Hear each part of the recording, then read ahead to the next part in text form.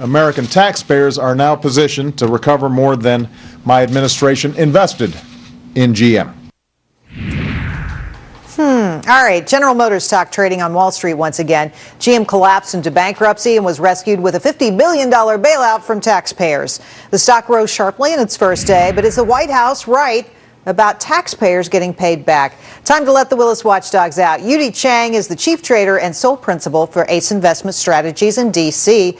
Clint David is the managing shareholder for David Goodman and Maydole in Dallas. Sorry about that, Clint. And Fox Business's Shivani Joshi joins us in studio. Yu-Dee, let's start with you. You loving this? You hate it? Do you own it? I don't know, Jerry. I think as a taxpayer and a member of Wall Street, I love it. GM is the government motors corporation that is getting its earnings back. Is top Toyota. Stocks is actually IPO'd, the second largest, sixth in the world. Everything sounds to be wonderful. But I think, but behind the scenes, the government still owns about 61%. As a philosopher of life, it's kind of sad, Jerry, we're still playing the same game. We were in the game busted, there were no games. So we had to give them $49.5 billion. Now we got the game going again, and we just raised them $16 billion. I don't know. It's kind of sad. Shivani, is it just a game? Yeah, we are nowhere near getting paid back. I mean, the fallacy here is, the misconception is that people are throwing confetti and thinking, oh, GM went public, this is the end all be all. No way. And even the White House acknowledges it, saying we're not going to get paid back until something like 2012. There's a big miscommunication and perception problem here. We've got a long way to go before we can actually settle the bill here. Clint, should it be a party or should it be a wake?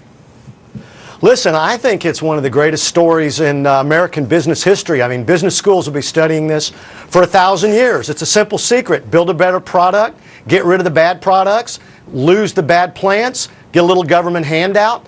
I mean, the best thing is producers of the cars, the big dealerships, they're buying as much stock as they can, not out of loyalty, but just because it's a good deal. I truly think it's a remarkable story. A remarkable story that could never have happened without our taxpayer dollars. All right. Democratic West Virginia Senator Jay Rockefeller blaming cable news for increased partisanship in Washington, and he wants the FCC to shut down Fox News and MSNBC.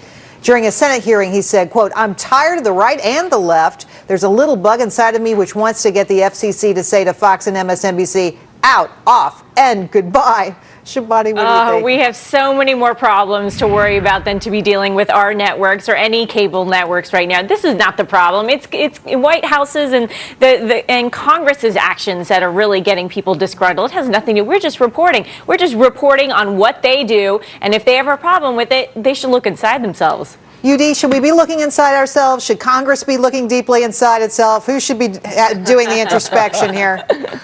I think we misunderstood Senator Rockefeller. Basically, he wasn't really talking about cable TV, right? Because he talked about a whole bunch of people barking and without factual basis. I think he was talking about Congress himself. Yeah, and also, you may have a point there. Yeah, and I actually agree with him. He's saying now, like you said, Fox News and also MSNBC saying that he wouldn't mind if they go away. Maybe that's true, but let's do one thing at a time. So let's just make MSNBC go away first, huh? Deal. Thanks for being so loyal. We appreciate it. Clint, what do you say? Well, the senator, and I want to try to quote him, said that he's tired of the endless 24-hour barking of TV journalists. As a Willits watchdog, I do take direct offense to that, quite honestly. But, I think if we have to be honest, the gap between television journalism and grocery store tabloidism is shrinking dramatically. I really think when people tune into cable news, let's be honest, they know what they're getting. They know what they're tuning in to hear. There's big audiences, so cable news has to be doing something right. Right. People are watching, that's for sure. People are watching. The Huffington Post is reporting on a woman suing the debt collection agency called Mark One Financial. She claims the company is using Facebook to harass her and her friends.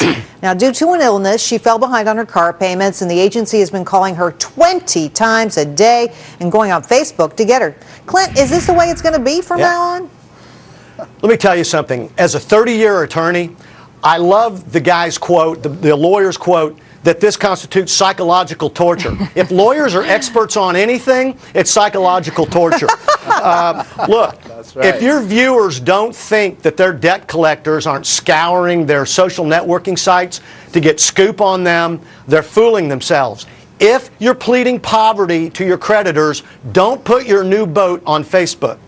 Well, that seems pretty darn logical. Shabani? I love this story because this is the way things are going to work. You know that employers and friends and enemies are all looking at your Facebook pages. Why not the bank? Why, if you're delinquent on your mortgage, you should get a little email from Facebook. Please pay your mortgage in your message inbox. This is the way the world's going to work. And if you actually don't want to be contacted, you got to be smart on so many different levels. This is just the way it's going to happen. But Yu-Dee, there are real rules and laws about how these folks can treat even deadbeats.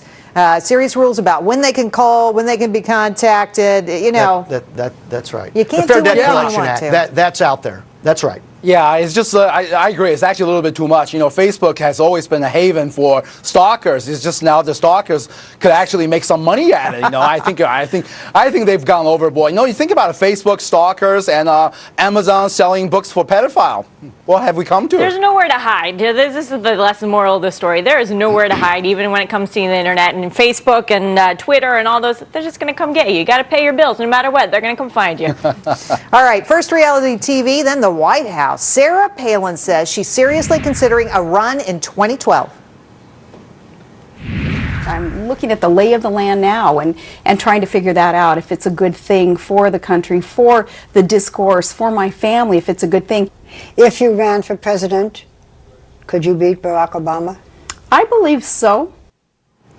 All right, no surprise there, but will she be forced to battle it out with the Donald?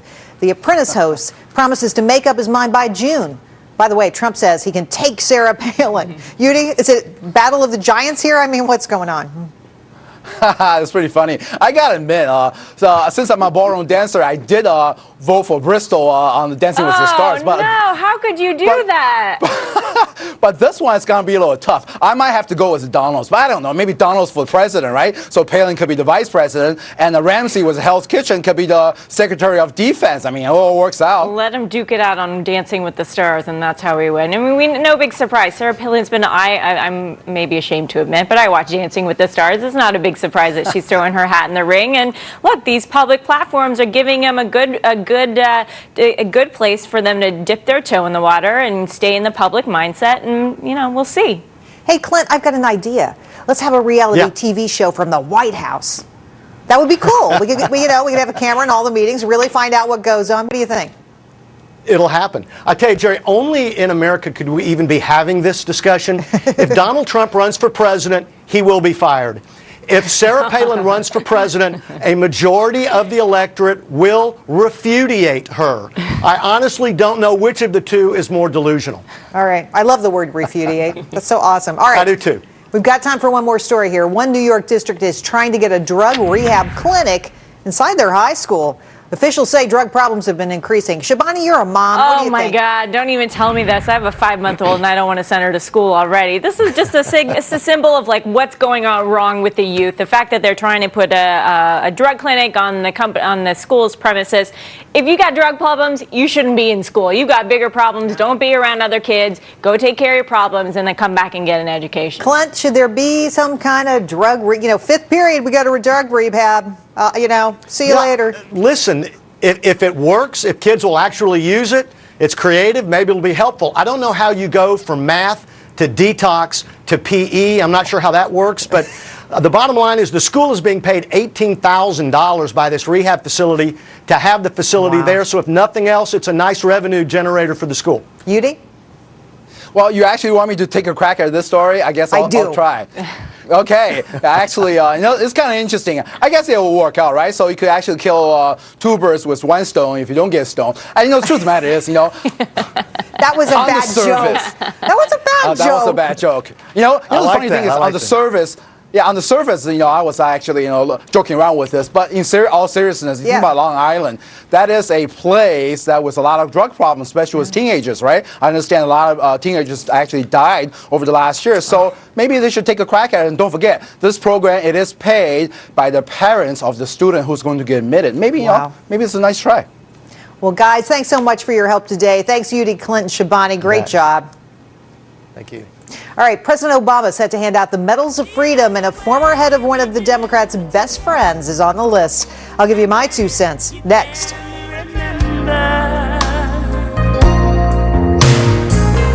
Keep smiling, keep shining.